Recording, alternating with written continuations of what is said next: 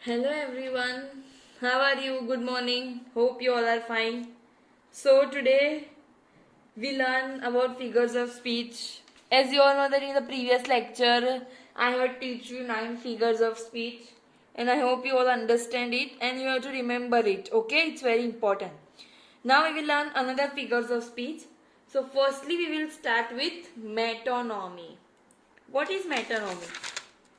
The figure of speech in which proper noun can be changed.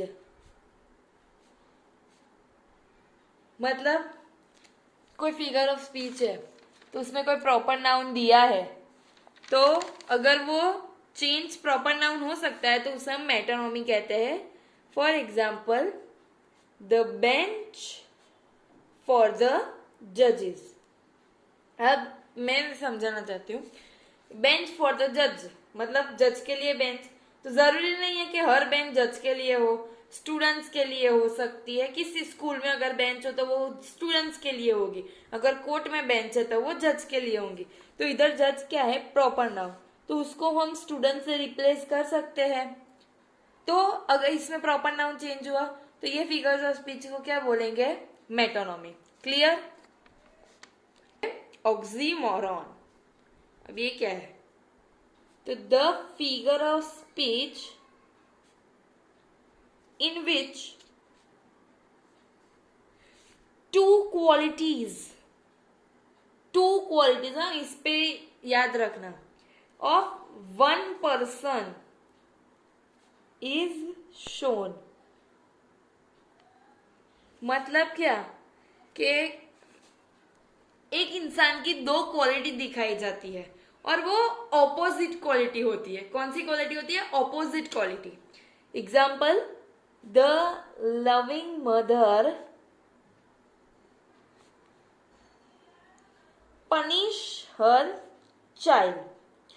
इसमें क्या पता चला आपको कि मदर लविंग तो है पर जब चाइल्ड मिस्टेक करता है तो उसको पनिश भी करती है. उसका लविंग नेचर होने के बावजूद भी वो उसके चाइल्ड को उसकी मिस्टेक पे पनिश करती है. तो ये ऑपोजिट क्वालिटी हुई. तो ऑपोजिट क्वालिटी जिसमें भी दिखे वो फिगर्स ऑफ स्पीच कौन सी होती है? ऑक्सीमोरॉन. ऑक्सीमोरॉन और एंटीथेसिस को कभी मिक्स मत करना. दोनों है क्वाइट सेम बट उसमें ऑपोजिट वर्ड्स यूज होंगे और इसमें ऑपोजिट पूरा स्टेटमेंट ऑपोजिट होगा. समझ में आया? स्पीच हम सीखेंगे euphemism. The figures of speech which indirectly indicate the death. Indicate the death. जो इनडायरेक्टली डेथ को इंडिकेट करता है उसे यूफेमिज्म बोलते हैं. जैसे कि डेथ तो होती है पर उसको ऐसे वर्ड्स में रिप्रेजेंट किया जाता है.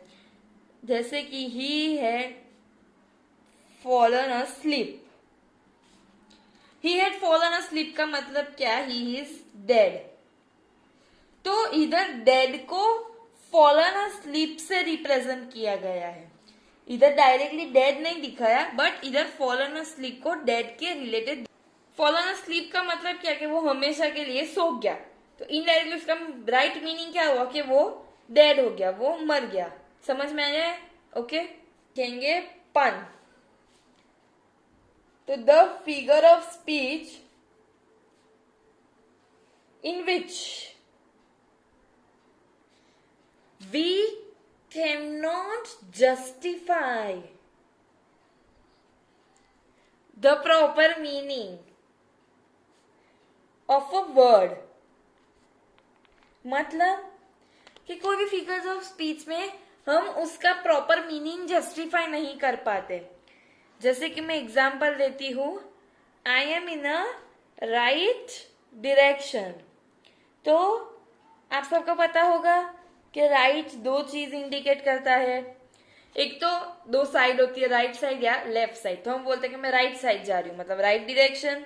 और दूसरा होता है राइट या रॉन्ग मतलब मैं सही रास्ते पे हूँ या मैं गलत रास्ते पे हूँ. तो सही मतलब राइट का मतलब राइट साइड भी हुआ और राइट मतलब मैं सही हूँ।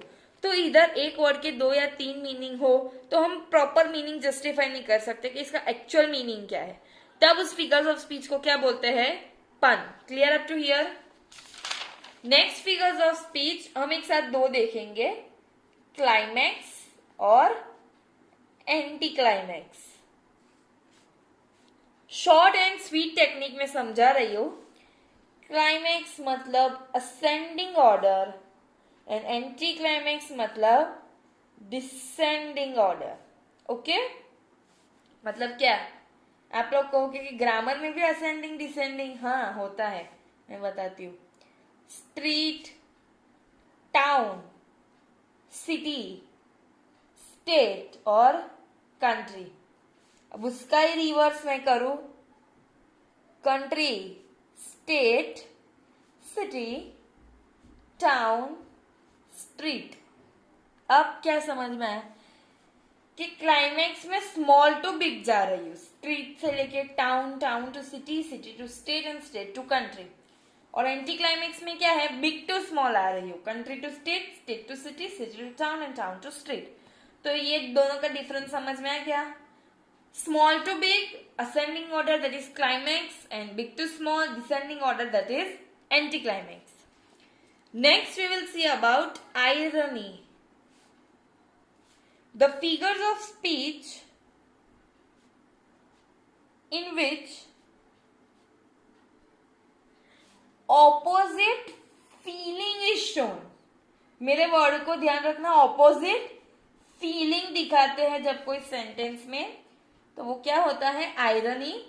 जैसे मैं एग्जाम्पल देती हूं, the big dog name was tiny. मतलब क्या समझे कि डॉग कैसा है, बिग, पर उसका नाम क्या है, टाइनी। तो ये ऑपोजिट फीलिंग हुई कि डॉग तो बिग है पर उसका नाम कैसा रखा है, टाइनी। अगर नहीं समझ में आया तो मैं दूसरा इसका एग्जाम्पल देती हूँ, water water everywhere but not a drop to drink. मतलब क्या कि पानी तो सब जगह है पर हम पी नहीं सकते। पानी सब जगह है, सॉल्टी वाटर, पर हम पी नहीं सकते। ऐसे ही the big dog name was Tiny, dog big है उसका नाम टाइनी है। पानी सब जगह है पर ड्रॉप पीने के लिए नहीं है। तो आज हमने समझी 7 फिगर्स ऑफ स्पीच। तो मैं उसका क्विक रिवीजन ले रही हूं, एक बार सुन लेना प्रॉपर। मेटानोमी, प्रॉपर नाउन जिसमें चेंज हो सकता है, हम किसी को किसी की जगह रिप्लेस कर सकते हैं। ऑक्सीमोरॉन, वन पर्सन की 2 क्वालिटी दिखाई जाती है, समझ में आ गया। जैसे मदर की मैंने बताया, loving mother, Punisher child. Mother तो लविंग है पर उसके चाइल्ड को मिस्टेक होने पर पनिश करती है। यूफेमिज्म जो इनडायरेक्टली डेथ को इंडिकेट करता है। पन, हम उसका प्रॉपर मीनिंग जस्टिफाई नहीं कर पाते। क्लाइमैक्स में असेंडिंग ऑर्डर, एंटी क्लाइमैक्स में डिसेंडिंग ऑर्डर, और आयरनी जिसमें ऑपोजिट फीलिंग दिखाई हो। तो टोटल हमने अभी आज 7 कंप्लीट की और पहले के लेक्चर में मैंने आपको 9 फिगर्स ऑफ स्पीच समझाई थी। तो टोटल हमने 16 फिगर्स ऑफ स्पीच कंप्लीट कर दी है। इसकी प्रॉपर नोट्स बना लेना, लिख लेना, कुछ भी डाउट है तो पूछ लेना। और जब हम कंप्लीट कर देंगे ये 16 फिगर्स ऑफ स्पीच, आप प्रॉपर रिवीजन कर लेना और 1-2 दिन में आपका फिगर्स ऑफ स्पीच का टेस्ट रहेगा। Okay, thank you.